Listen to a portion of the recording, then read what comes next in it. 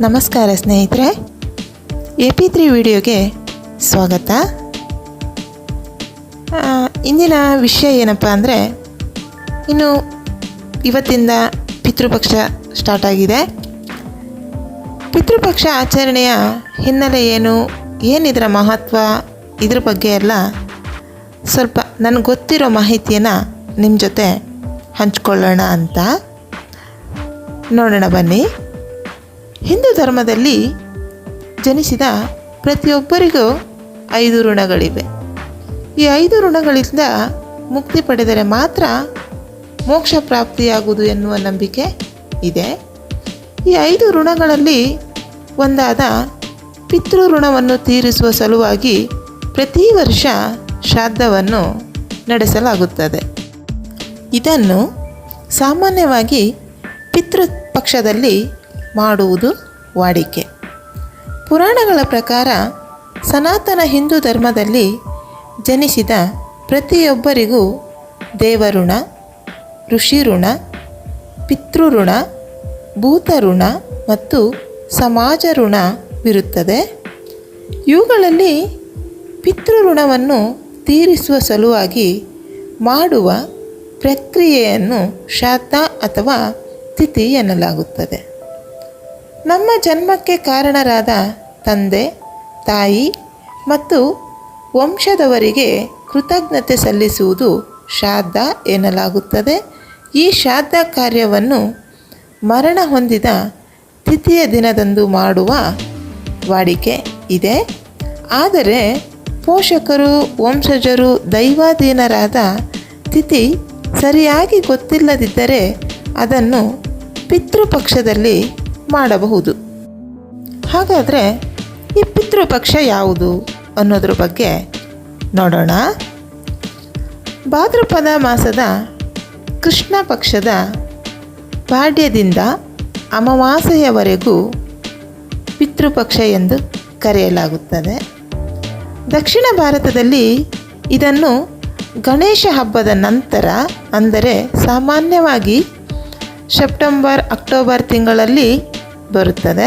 ಈ ಬಾರಿ September 17ರಂದು ಪ್ರಾರಂಭಗೊಂಡು October 2ರಂದು, ಅಂದರೆ ಮಹಾಲಯ ಅಮಾವಾಸ್ಯೆಯಂದು ಕೊನೆಗೊಳ್ಳುತ್ತದೆ. ಇದು ಹಿಂದೂ ಕ್ಯಾಲೆಂಡರಿನಲ್ಲಿ ಅತ್ಯಂತ ಮಂಗಳಕರ ಅವಧಿ ಎಂದು ಪರಿಗಣಿಸಲ್ಪಟ್ಟಿದೆ. ಪಿತೃಪಕ್ಷದ 15 ದಿನಗಳಲ್ಲಿ ತಮ್ಮ ವಂಶದ ಎಲ್ಲ ಪಿತೃಗಳು, ಆಪ್ತರು, ಬಂಧು ಮಿತ್ರರು, ಸಾಕು ಪ್ರಾಣಿಗಳಿಗೂ ಸಹ ತರ್ಪಣ ನೀಡುವ ಮೂಲಕ ಶ್ರಾದ್ದವನ್ನು ಮಾಡಬಹುದು. 15 ದಿನಗಳ ಕಾಲ ಪಿತೃ ಕಾರ್ಯವನ್ನು ಮಾಡಲು ಸಾಧ್ಯವಾಗದೇ ಇದ್ದರೆ ಪಿತೃಪಕ್ಷದ ಕಡೆಯ ದಿನವಾದ ಅಮಾವಾಸ್ಯೆಯಂದು ಮಾಡುವುದು ಅತ್ಯಂತ ಹೆಚ್ಚು ಯೋಗ್ಯವಾದ ದಿನ ಎಂದು ಪರಿಗಣಿಸಲ್ಪಟ್ಟಿದೆ.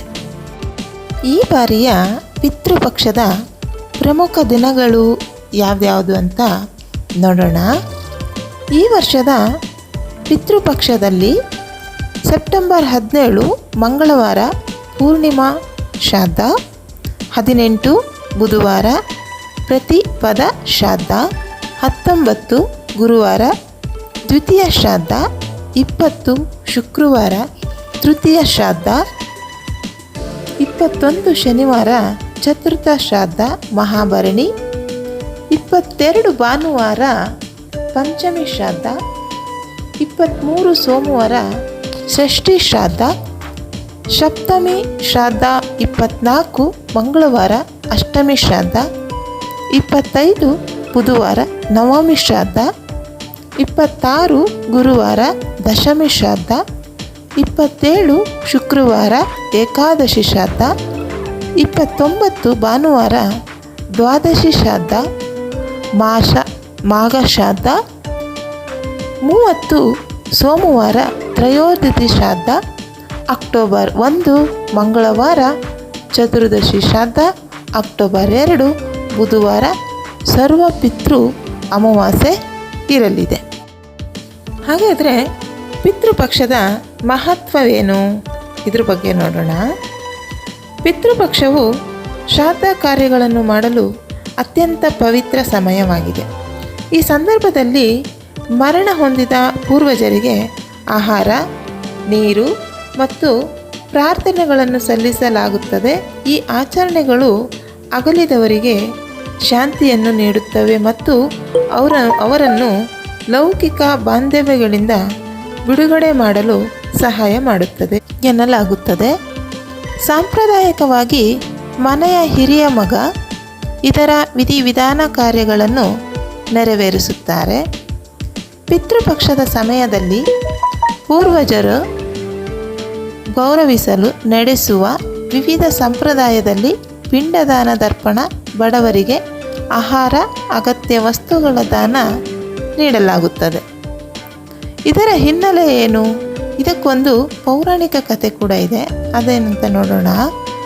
ಪಿತೃಪಕ್ಷಕ್ಕೆ ಸಂಬಂಧಿಸಿ ಒಂದು ಪೌರಾಣಿಕ ಕಥೆ ಇದೆ. ಇದರ ಪ್ರಕಾರ ಪಿತೃಪಕ್ಷದ ಆರಂಭದಲ್ಲಿ ಸೂರ್ಯನು ಕನ್ಯಾ ರಾಶಿಗೆ ಪ್ರವೇಶಿಸಿ ಪಿತೃಗಳ ಆತ್ಮವು ಭೂಮಿಯಲ್ಲಿರುವ ತಮ್ಮ ವಂಶಜರ ಮನೆಗೆ ಬಂದು ವಾಸಿಸುತ್ತವೆ. ದಾನವೀರ ಎಂದೇ ಖ್ಯಾತಿ ಪಡೆದ ಕರ್ಣನು ಮರಣದ ಬಳಿಕ ದೇವದೂತರು ಸ್ವರ್ಗಕ್ಕೆ ಕರೆದುಕೊಂಡು ಹೋಗುತ್ತಾರೆ. ದಾರಿಯಲ್ಲಿ ಆತನಿಗೆ ಹಸಿವಾಗುತ್ತದೆ. ಸುತ್ತಲೂ ನೋಡಿದರೆ ಕೇವಲ ಚಿನ್ನ, ಬೆಳ್ಳಿ, ವಜ್ರ, ವೈಡೂರ್ಯಗಳು ಮಾತ್ರ ಇರುತ್ತದೆ. ಅವನಿಗೆ ತಿನ್ನಲು ಏನೂ ಸಿಗುವುದಿಲ್ಲ. ಹೀಗಾಗಲು ಕಾರಣವೇನು ಎಂದು ಆತ ದೇವದೂತರಲ್ಲಿ ಪ್ರಶ್ನೆ ಮಾಡುತ್ತಾನೆ. ಆಗ ಅವರು, ನೀನು ನಿನ್ನ ಜೀವಿತ ಅವಧಿಯಲ್ಲಿ ಅಪಾರ ಪ್ರಮಾಣದಲ್ಲಿ ಚಿನ್ನ, ಬೆಳ್ಳಿ, ವಜ್ರ, ವೈಡೂರ್ಯವನ್ನು ದಾನ ಮಾಡಿದರೂ ಪೂರ್ವಜರಿಗೆ ಶ್ರಾದ್ದ ಮಾಡದೇ ಇರುವುದರಿಂದ ಅವರಿಗೆ ಯಾವುದೇ ಆಹಾರ ಸಿಗದ ಕಾರಣ ನಿನಗೆ ಇವತ್ತು ಈ ಪರಿಸ್ಥಿತಿ ಬಂದಿದೆ ಎನ್ನುತ್ತಾರೆ. ಆಗ ಅವನಿಗೆ ತನ್ನ ತಪ್ಪಿನ ಅರಿವಾಗುತ್ತದೆ.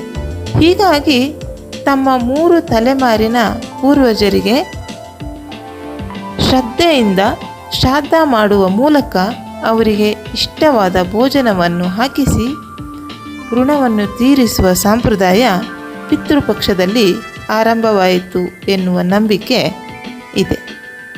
ಇದು ಪಿತೃಪಕ್ಷದ ಬಗ್ಗೆ. ಈ ಮಾಹಿತಿ ನಿಮಗೆಲ್ಲ ಇಷ್ಟವಾಯಿತು ಎಂದು ಭಾವಿಸುತ್ತೇನೆ.